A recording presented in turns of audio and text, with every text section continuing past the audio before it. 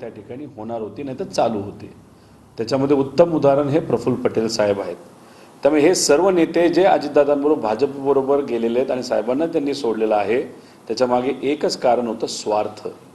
आणि स्वार्थ कारण असल्यामुळे या नेत्यांना जर खासदारकी मिळाली याच्यातल्या काही नेत्यांना, तर ते भाजपबरोबर कधी जातील हे सांगता येणार नाही।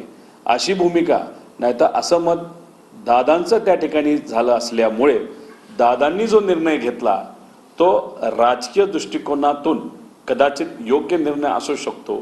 जवळचंच कोणी व्यक्ती, मुलगा नाही तर पत्नी असेल तर ते तरी आपल्याला सोडून जाणार नाही, ह्या बाकीच्या नेत्यांचा काही भरोसा नाही। मी उलट म्हणतो याच्यातून एक वेगळा अर्थ निघत आहे की त्यांच्या पक्षामध्ये आमदार आणि काही नेते हे जास्त काळ राहतील असं वाटतं। वेळतीच दादा नवा अशी चर्चा सुरू झालेली।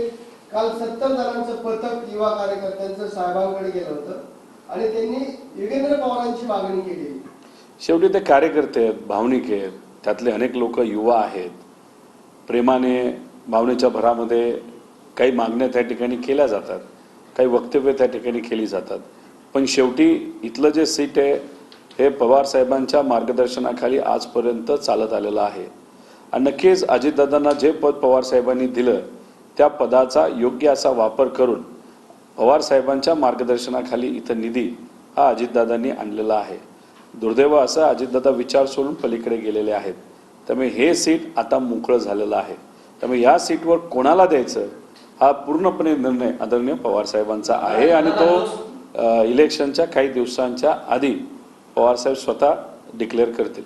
लोकसभेत पराभव होऊ नये, सुनेत्रा पवारांना राज्यसभेची उमेदवारी भाजपकडून देण्यात आली, कुठेतरी सुप्रिया सुळे आणि शरद पवारांना शिवसेना देण्यासाठी ही उमेदवारी देण्यात आली अशी चर्चा सुरू आहे। असं नसेल, पण कुठेतरी अजितदादांनी याच्यामध्ये निगोशिएट केलं असेल की घरामध्ये अजून एखादं पद असावं।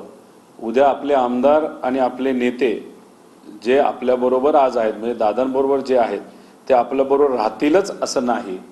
मग उद्या जाऊन पुढच्या 6 वर्षासाठी कुठलं तरी पद आपल्याबरोबर असावं या दृष्टिकोनातून दादांनी कदाचित ते निगोशिएट केलं असावं। आणि असंही होऊ शकतं की हे पद त्यांना पाहिजे असल्यामुळे, नाहीतर हे पद घरातच द्यायचं असल्यामुळे त्यांनी मंत्रिपद सुद्धा नाकारलेलं असेल, नाहीतर भाजपला त्यांचं महत्त्व खूप वाटत नसावं, नाहीतर RSS मध्ये खो घातला असेल। मंत्रिपदाचं मला सांगता येणार नाही। राहिला प्रश्न राज्यसभेचा, हा पूर्णपणे दादांनी आहे त्या नेत्यांकडे त्यांचा विश्वास नसल्यामुळे कदाचित घरातच त्यांनी ते पद ठेवलं। पार्थ पवार देखील इच्छुक होते, परंतु पार्थ पवारांना नाकारण्यात आलं। आईला जर मिळाला असेल तर मुलगा नक्कीच खुश असेल।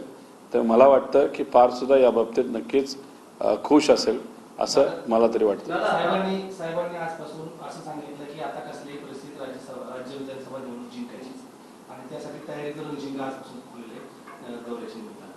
आता ह्या निमित्तानं तुमच्या पक्षाचा भावी मुख्यमंत्री कोण असेल? एक तर येत्या काळामध्ये महाविकास आघाडी म्हणून आम्ही सर्वजण लढणार आहोत। कुठलं पद कोणाला द्यायचं हे महाविकास आघाडीचे जे प्रमुख नेते आहेत, ज्याच्यामध्ये आदरणीय पवार साहेब आहेत, उद्धव ठाकरे साहेब आहेत, काँग्रेसचे सर्व नेते, ज्याच्यामध्ये राहुल गांधी सुद्धा येतात, ते त्या ठिकाणी निर्णय घेतात। पण समजा फक्त उदाहरण म्हणून फक्त आपल्या पक्षाबद्दल जर बघायचं झालं तर आमच्याकडे खूप सारे असे नेते आहेत आणि सगळ्यात जास्त अनुभवी नेता आमच्या पक्षामध्ये म्हणजे राष्ट्रवादी शरदचंद्र